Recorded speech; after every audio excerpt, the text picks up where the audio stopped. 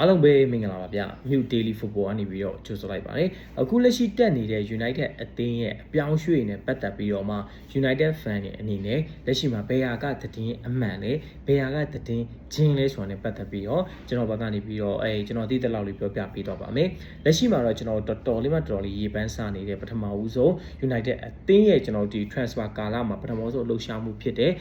Ederson နေနဲ့ကလက်ရှိ Manchester United အသင်းကိုပြောင်းလာမယ်ဆိုပြီးတော့သတင်းတွေကကျွန်တော်ထင်တာထက်ပိုပြီးတော့မှဟောတောင်းတင်းဖြစ်နေတယ်ဆိုတော့ Ederson နေနဲ့လက်ရှိ Atalanta နဲ့ပွဲစ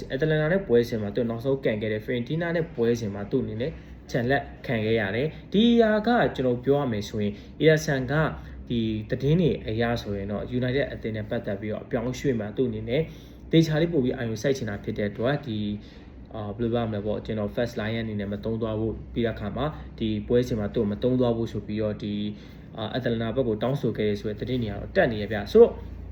ဒီအိုင်နဲ့ပတ်သက်ပြီးတော့ထားလိုက်ပါဒီလက်ရှိမှာလည်းအပြောင်းရွှေ့အားဖြစ်တဲ့သဘောတူညီမှုရသွားပြီးပြီးတဲ့အခါမှာလည်းကစားသမားဘက်ကလည်း United အသင်းစီကိုပြောင်းချင်နေဆိုတဲ့သတင်းတွေတ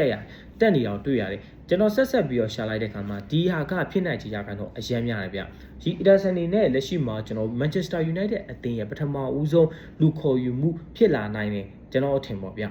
ဆိုတော့ဒီဟာကတော့ကျွန်တော်သတင်းကချင်းမဟုတ်ပါဘူးတကယ်သတင်းပါဒီပြောင်းရွှေ့ဖြစ်မြောက်နေကြီးရာခိုင်တော့တော်တော်လေးများနေပါပြီဆိုတော့ United အသင်းရဲ့ပထမဆုံးခေါ်ယူမှုလို့ကျွန်တော်အနေနဲ့ဖြစ်လာလိမ့်မယ်လို့ထင်ပါတယ်နောက်တစ်ယောက်ကတော့ကျွန်တော်တော်တော်များများကျွန်တော်ဒီလူတကာစိတ်ဝင်စားနေတဲ့ Fernandes ပေါ့ဗျာ Western တင်းရဲ့ကစားသမားပေါ့ဒီကစားသမားကတော့လက်ရှိမှာဒီပြောရမယ်ဆိုရင်ဗျသူ့အနေနဲ့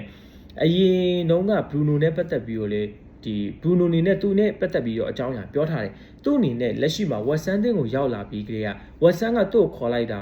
နဲ့ပတ်သက်ပြီးတော့သူ့ရဲ့အိမ်မက်တဝက်ပြည့်သွားပြီနောက်ထပ်အိမ်မက်တဝက်အိမ်မက်အပြည့်ပြည့်ဖို့ဆိုရင်တော့အခု Bruno Fernandes ကစားနေတဲ့ Manchester United အသင်းမှာကစားရဖို့ဆိုတဲ့ပုံစံမျိုး Bruno Fernandes ကဖွင့်ဟထားတာကိုကျွန်တော်တွေ့ရတယ်အဲ့လိုမျိုးဖွင့်ဟထားတယ်ပြီးတဲ့အခါမှာ United ဘက်ကလည်းကွင်းလက်ကစားသမားခေါ်နေတဲ့အခါမှာ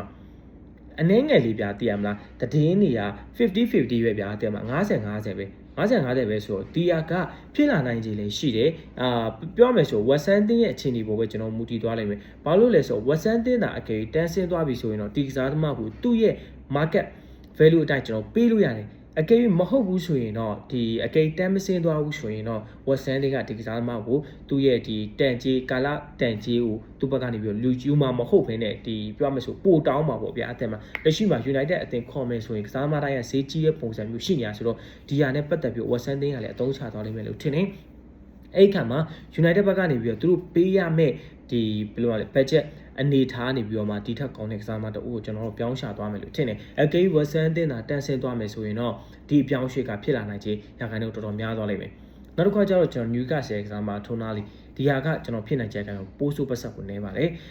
ပြောမယ်ဆို United fan တွေအနေနဲ့လည်းဒီပြောင်းရွှေ့နဲ့ပတ်သက်ပြီးကောင်းတဲ့ထုတ်ထားလိုက်တာပိုကောင်းပါတယ်ပြောမယ်ဆိုတော့ဒီပြောင်းရွှေ့ကတော်တော်ရာခိုင်နှုန်းနေပါတယ်ဗျဆိုတော့နောက်တစ်ခုကကျတော့ Lewis Hall ကလက်ရှိမှာဒီ Newcastle ရဲ့ကျွန်တော်ဒီဘယ်တောင်မှကစားသမားဘယ်တောင်မှမဟုတ်ဘယ်နောက်ခံကစားသမားပေါ့ဗျာဆိုတော့ဒီကစားသမားအနေနဲ့လက်ရှိအင်္ဂလန်ရဲ့ကျွန်တော်ဒီကမ္ဘာ့ဖလားလူစင်း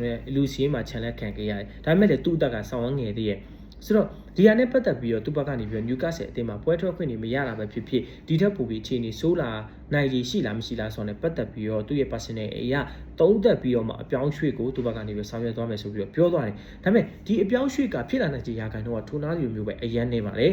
တော်တော်နေပါတယ်ဆိုတော့ဒီကပြောင်းရွှေ့ဖြစ်လာနိုင်တဲ့ United အသင်းတွေနဲ့ပထမဆုံးလူခေါ်ယူမှုကတော့ဘာဖြစ်လာနိုင်မလဲဆိုတော့ Ederson ပြောင်းရွှေ့ဖြစ်လာနိုင်မယ်ပြီးတဲ့အခါမှာဒုတိယပြောင်းရွှေ့နေနဲ့ကတော့ဒီ Fernandes အပြောင်းရွှေ့ဖြစ်လာနိုင်တယ်ဒီနှစ်ခုမှာEderson အပြောင်းရွှေ့ရတော့ရာခိုင်နှုန်းအများဆုံးပါပဲဒါလေးပါပဲခင်ဗျအခြေစုများတင်ပါတယ်